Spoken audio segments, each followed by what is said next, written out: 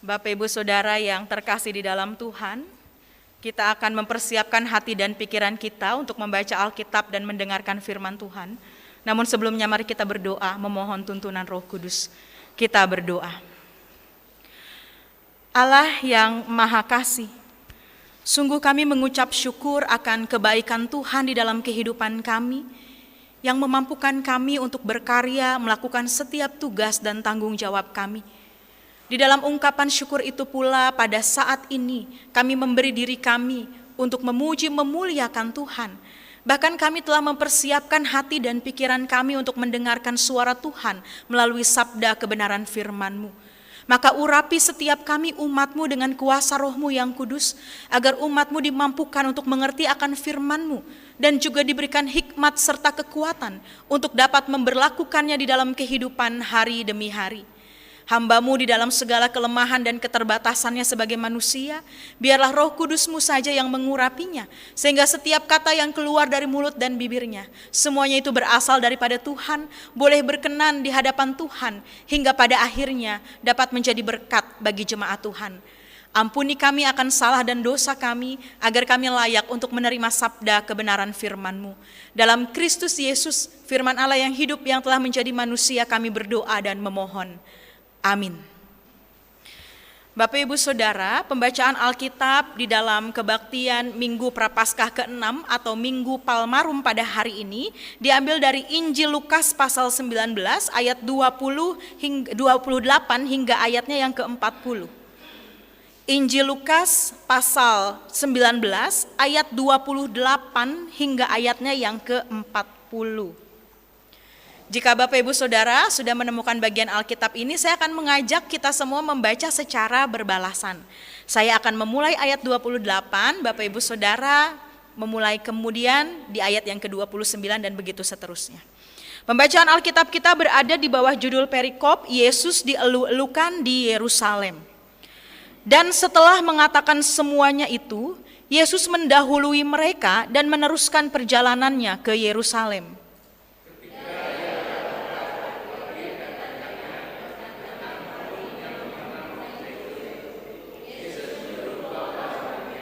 Dengan pesan, pergilah ke kampung yang di depanmu itu.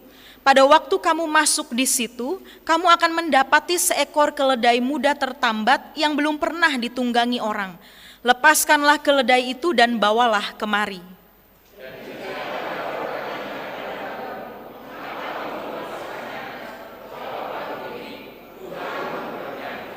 Lalu pergilah mereka yang disuruh itu, dan mereka mendapati segala sesuatu seperti yang telah dikatakan Yesus.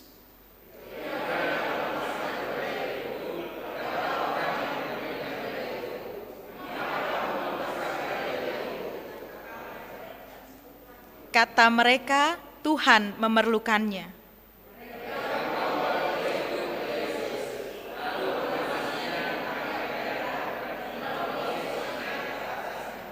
Dan sementara Yesus mengendarai keledai itu, mereka menghamparkan pakaiannya di jalan.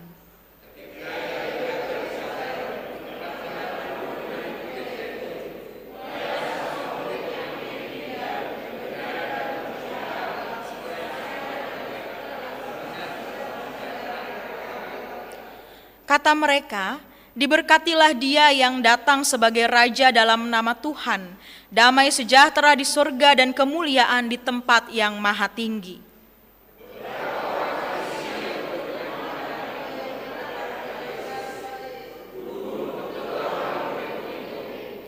Jawabnya, aku berkata kepadamu, jika mereka ini diam, maka batu ini akan berteriak. Berbahagialah setiap orang yang membaca Alkitab, mendengar firman Tuhan, serta memelihara dan melakukan di dalam hidupnya. Hosiana.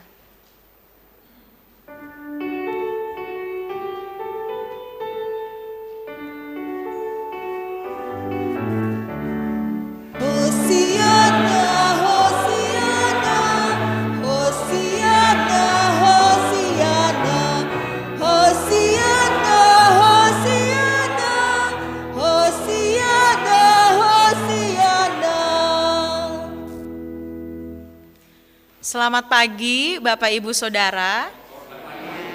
Bapak Ibu Saudara yang ada di gedung gereja maupun Bapak Ibu Saudara yang pada saat ini mengikuti ibadah di rumah. Saudara-saudara yang dikasihi Tuhan, taat merupakan salah satu sikap yang penting dalam rangka kehidupan bersama maupun kehidupan beriman. Di dalam kehidupan bersama, taat hukum dan peraturan dapat membuat orang hidup dengan teratur, bahkan juga bisa menghormati orang lain. Misalnya Bapak Ibu Saudara taat pada peraturan lalu lintas, taat pada peraturan sekolah, taat kepada hukum, itu juga merupakan salah satu ciri negara yang maju.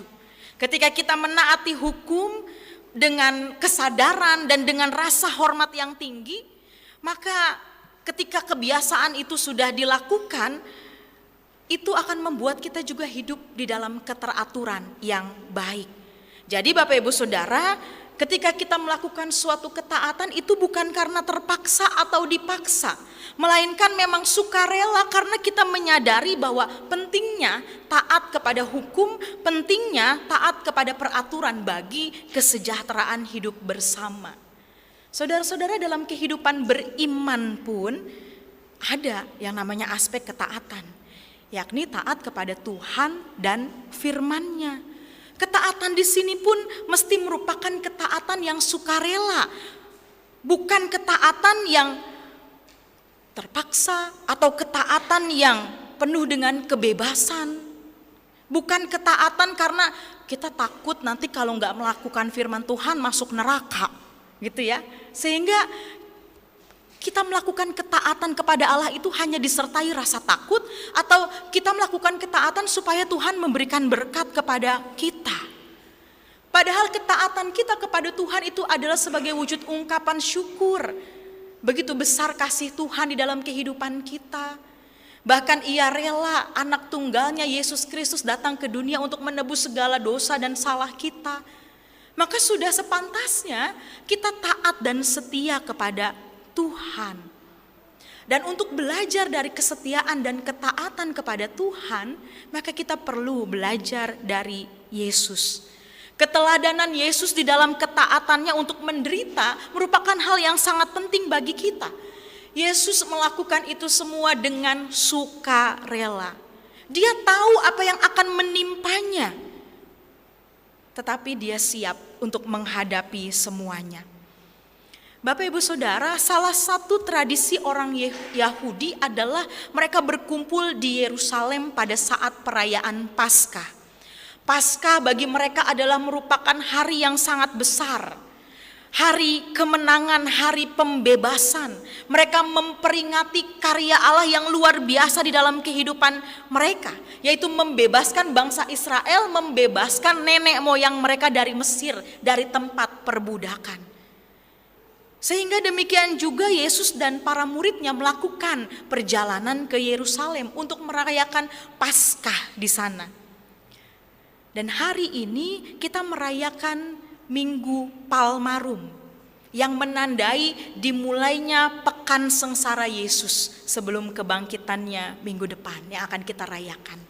Perayaan hari Minggu Palma dan hari-hari selama pekan suci masa raya Paskah memiliki tradisi dan makna yang seharusnya itu dapat memperteguh iman kita, memperteguh kesetiaan dan ketaatan kita kepada Tuhan. Maka Minggu Prapaskah yang ke-6 ini bermakna ganda, yaitu tentang penyambutan Yesus sebagai Raja, tetapi juga awal mula Yesus masuk dalam kesengsaraannya, dalam penderitaannya. Disebut Minggu Palmarum atau Minggu Palma karena memang ketika Yesus masuk ke kota Yerusalem dengan kemegahannya begitu ya, di mana dia dan para muridnya itu disambut dengan gegap gempita, disambut dengan sorak-sorai, dan mereka menggunakan daun palma begitu untuk menyambut Yesus dan murid-muridnya. Dan sewaktu Yesus dan murid-muridnya telah dekat Yerusalem, Yesus menyuruh 2 orang muridnya untuk pergi ke kampung di depan mereka, dan mereka akan menemukan seekor keledai muda yang tertambat. Yesus minta agar murid-muridnya membawa keledai itu kepadanya. Dikatakan di dalam Alkitab bahwa keledai muda itu belum pernah ditunggangi oleh siapapun. Bapak Ibu Saudara, pada zaman itu keledai itu digunakan sebagai alat transportasi. Lalu kemudian akhirnya tanpa berbantah-bantahan dengan Yesus, maka pergilah kedua muridnya ini untuk melakukan apa yang Yesus perintahkan. Mereka membawa keledai itu kepada Yesus. Bahkan Bapak Ibu Saudara, mereka mengalasi punggung keledai itu dengan baju mereka, supaya Tuhan Yesus bisa naik ke atasnya. Dan begitulah ceritanya sampai kemudian Yesus bersama dengan muridnya pergi ke Yerusalem. Bapak Ibu Saudara, kenapa Tuhan Yesus pergi ke Yerusalem dengan menggunakan keledai, bukan dengan menggunakan kuda? Orang-orang Israel, orang-orang Yahudi merasa kalau seorang raja itu seharusnya dia memang datang dengan segala kemegahannya. Nah, ketika naik kuda itu akan terasa kelihatan lebih hebat daripada naik keledai ya. Kuda itu kesannya gagah begitu, sementara keledai itu sepertinya agak kurang bagaimana begitu ya. Nah, ternyata hal ini adalah untuk menggenapi firman Tuhan yang ada di dalam perjanjian lama, yaitu di dalam kitab Zakaria. Kalau kuda itu menyimbolkan kekuatan dan keperkasaan begitu, sehingga asosiasinya itu kuda kuat dan kuda itu dipakai untuk peperangan. Tetapi Yesus kemudian memilih menggunakan seekor keledai. Selain untuk menggenapkan apa yang dinubuatkan oleh Nabi Zakaria, Tuhan Yesus sebenarnya hendak menyampaikan pesan kepada orang banyak yang menyambutnya pada saat itu, bahwa dia adalah Mesias, tetapi bukan Mesias seperti apa yang dipikirkan oleh orang Israel. Yesus tidak akan memimpin bangsa itu untuk melakukan peperangan dan mengusir penjahat. Tetapi Yesus datang dengan membawa damai. Dia datang karena dia hendak memberikan keselamatan kepada manusia. Bahkan yang terpenting adalah dia hendak mendamaikan manusia dengan Allah.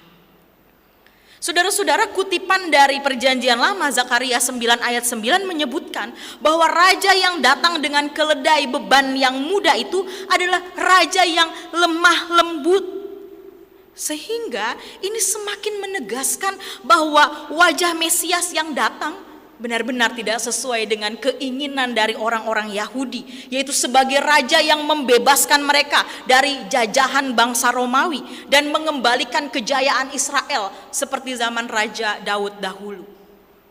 Namun demikian orang-orang di Yerusalem mengeluh-elukan Yesus, bahkan mereka menghamparkan pakaiannya di jalan yang akan dilalui oleh Yesus. Ini merupakan ekspresi penghormatan dan kegembiraan atas kehadiran figur yang dihormati oleh mereka. Bapak Ibu Saudara, mereka begitu mengagungkan, mereka begitu berharap banyak pada kehadiran Yesus saat itu. Tetapi ternyata mereka hanya berharap kepada Yesus supaya mereka lepas dari ketertindasan dan penjajahan secara politik dari bangsa Romawi.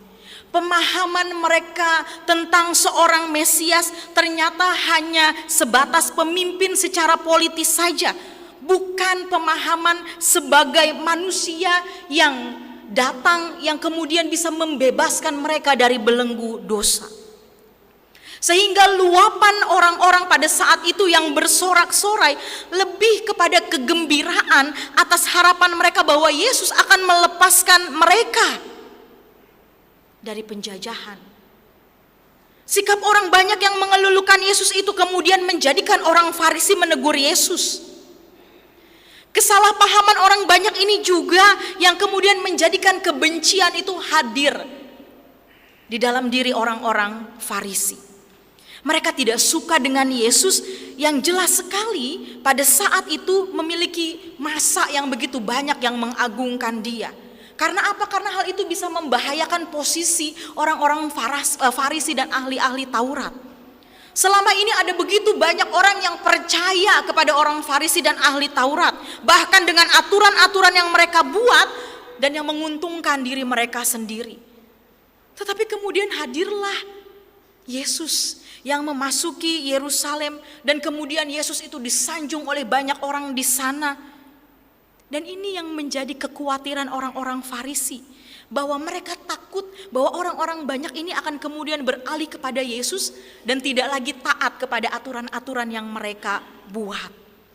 Itulah sebabnya mereka minta supaya Yesus menyuruh orang banyak itu diam. Tetapi Alkitab menyaksikan, Yesus justru mengatakan bahwa untuk memuliakan Allah itu bukan hanya dilakukan oleh manusia, tetapi ciptaan Allah lainnya juga akan memuliakan Allah, bahkan termasuk benda mati sekalipun seperti batu bisa memuliakan Allah. Jadi orang-orang Farisi itu tidak mempunyai hak untuk mengaturnya. Bapak Ibu Saudara, kita kembali melihat bahwa perbuatan orang banyak yang menghamparkan bajunya di sepanjang jalan menuju Yerusalem itu menunjukkan sekali lagi bahwa pemahaman mereka salah dan keliru. Kehadiran Mesias yang awalnya disambut dengan gembira dan sorak-sorai, tetapi karena mereka tidak memahami dengan baik arti sesungguhnya kedatangan dari Sang Mesias itu, maka yang terjadi kemudian apa? Yang awalnya mereka bersorak-sorai menyambut kedatangan Yesus dengan kata-kata yang luar biasa. Diberkatilah dia yang datang dalam nama Tuhan. Damai sejahtera di surga dan di bumi. Kemuliaan di tempat yang maha tinggi. Itu kemudian berubah menjadi apa Bapak Ibu? Berubah menjadi apa? Salibkan dia. Salibkan dia. Luar biasa. Karena apa itu semua terjadi? Karena harapan mereka tidak sesuai dengan kenyataan. Sehingga mereka yang tadinya begitu mengagungkan Yesus berubah 180 derajat untuk kemudian meminta agar Yesus disalibkan. Saudara-saudaraku yang dikasihi Tuhan, menyambut kehadiran Mesias dengan berbuat sesuatu untuk menyambut dia atau bahkan memberikan apa yang berharga dalam diri kita memang bukan sesuatu hal yang salah. Tetapi yang lebih penting adalah kita juga harus memiliki pemahaman yang benar tentang siapakah Sang Mesias itu di dalam kehidupan kita. Jangan sampai kita salah pengertian seperti orang banyak yang mengeluh-elukan Yesus saat memasuki Yerusalem. Tetapi kemudian akhirnya karena kekecewaan mereka, berubahlah kata-kata itu menjadi salibkan dia. Jangan sampai kita kemudian kecewa terhadap Yesus karena kita terlalu memiliki ekspektasi yang begitu besar. Orang banyak itu kecewa dan merasa terkecoh oleh pemahaman mereka yang keliru tentang kemesiasan Yesus. Apa yang sebelumnya telah mereka berikan, baju yang dihamparkan di jalan, menjadi tidak berarti lagi. Orang banyak itu melihat figur Yesus itu hanya melalui pikiran dan ukuran mereka sendiri. Ukuran manusia, ukuran dunia. Padahal kemesiasan Yesus itu justru lebih bermakna secara rohani, yaitu sebagai pembebas manusia dari belenggu dosa.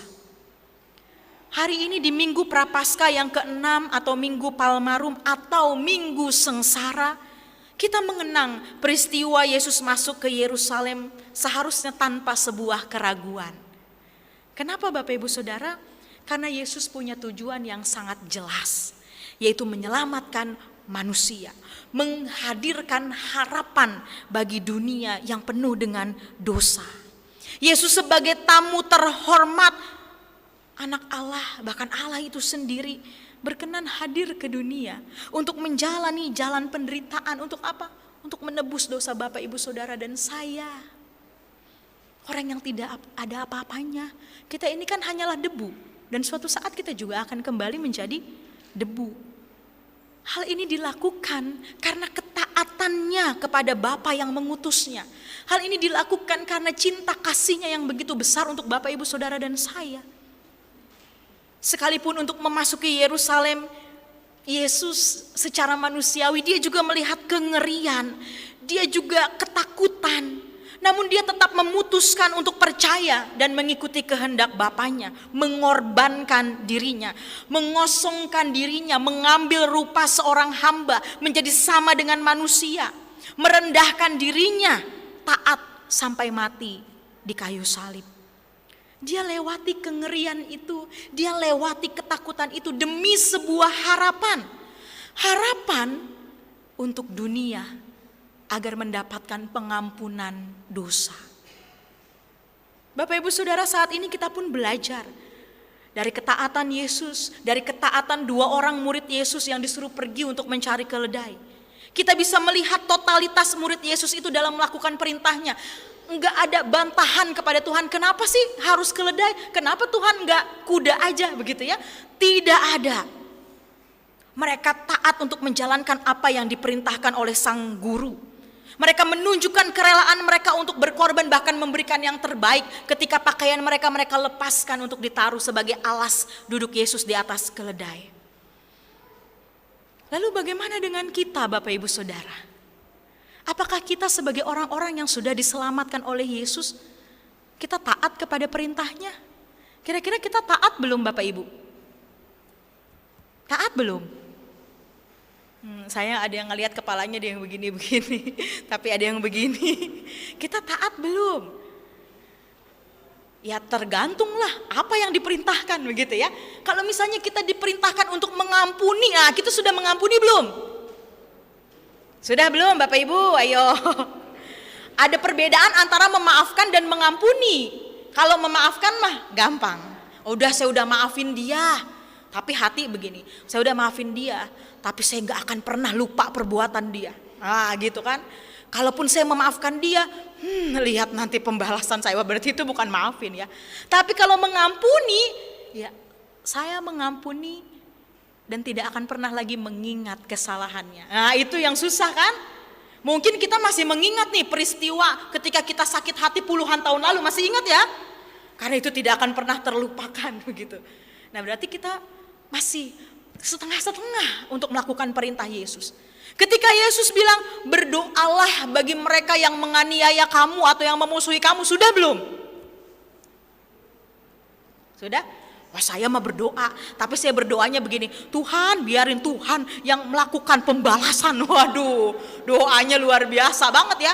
Bukan saya yang balas Tuhan, Tuhan aja yang balas. Waduh, kata Tuhan, saya disuruh membalas ini ya. Kan kita manusia gak boleh Tuhan yang balas. Kata Tuhan, bener-bener ini manusia nyuruh-nyuruh saya untuk balas. Kan bahaya ya. Kadang kan kita begitu. Ya jangankan kita mendoakan musuh kita, kadang-kala ngedoain keluarga aja lupa.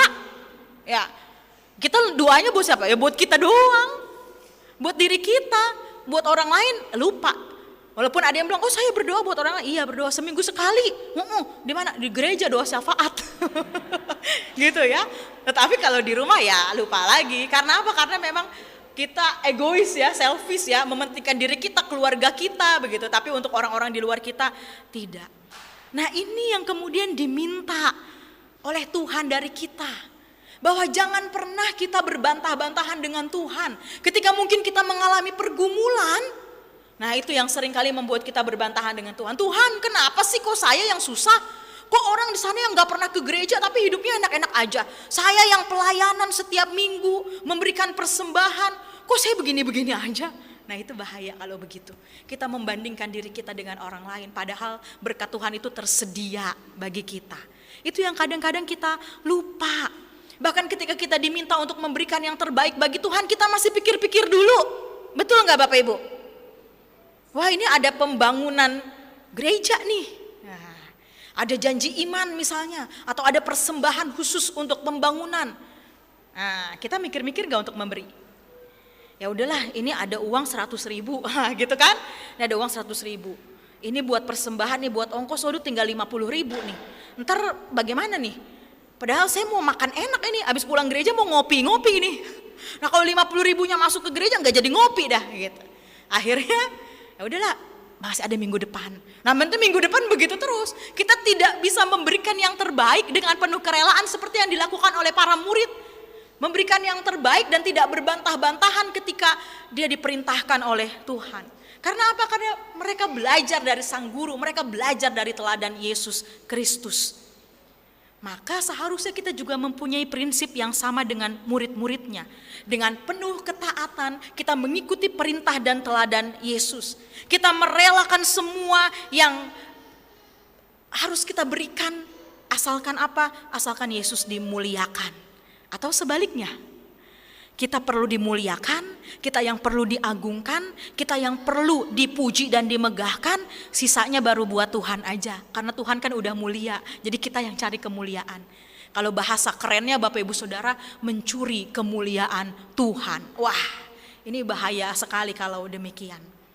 Oleh karena itu, Bapak Ibu Saudara yang dikasihi Tuhan, mari kita belajar dari para murid pada saat ini, terutama juga belajar dari Yesus sendiri sebagai teladan ketaatan yang memberikan dirinya, yang memberikan segala yang dimilikinya untuk kita manusia. Memang saya katakan bahwa tidak gampang untuk meneladani apa yang sudah Yesus lakukan. Apalagi ketika kita hidup sebagai hamba Allah yang harus mengorbankan, yang harus taat kepada Allah. Sementara ada harga yang harus kita bayar. Bahkan untuk mengorbankan waktu saja bagi kita rasanya susah. Karena apa? Karena kita sibuk bekerja. Waktu buat Tuhan rasanya susah. Karena kesibukan pribadi kita. Maka pada saat ini kita diajak untuk belajar bersama-sama, berjuang bersama-sama untuk bisa hidup sebagai murid-murid yang taat kepada perintah Sang Guru, sebagai hamba yang taat kepada perintah Sang Tuan. Kita belajar untuk melakukan yang terbaik untuk Tuhan, bahkan kemudian kita bisa menjadi saluran berkat bagi orang lain. Kita belajar kerendahan hati dari Yesus, kita belajar kelemah lembutan, kita belajar untuk tidak sombong. Terlebih kita bisa belajar untuk membawa damai bagi orang lain. Maka mari Bapak Ibu Saudara, di dalam minggu sengsara, minggu prapaskah ke-6, minggu Palmarum saat ini, kita benar-benar bersama-sama menghayati masa-masa penderitaan Yesus Kristus sampai kita memasuki masa raya Paskah, Kamis Putih, Jumat Agung, Sabtu Sunyi, dan kita merayakan kebangkitan Yesus. Kita diajak untuk merelakan hati kita, merelakan diri dan hidup kita, bahkan juga keluarga dan persekutuan kita untuk dipakai Tuhan membawa damai. Karena Alkitab mengatakan Tuhan memerlukannya. Tuhan memerlukan kita untuk menjadi pribadi yang taat kepadanya. Tuhan memerlukan kita sebagai rekan sekerjanya untuk melayani sesama manusia dan sesama ciptaan di muka bumi ini. Maka selamat memasuki minggu prapaskah ke-6, minggu Palmarum, minggu sengsara. Selamat menghayati sengsara Yesus dan yakinlah bahwa ketika kita melakukan apa yang menjadi kehendaknya dengan penuh ketaatan, maka Tuhan akan memberkati kita. Amin.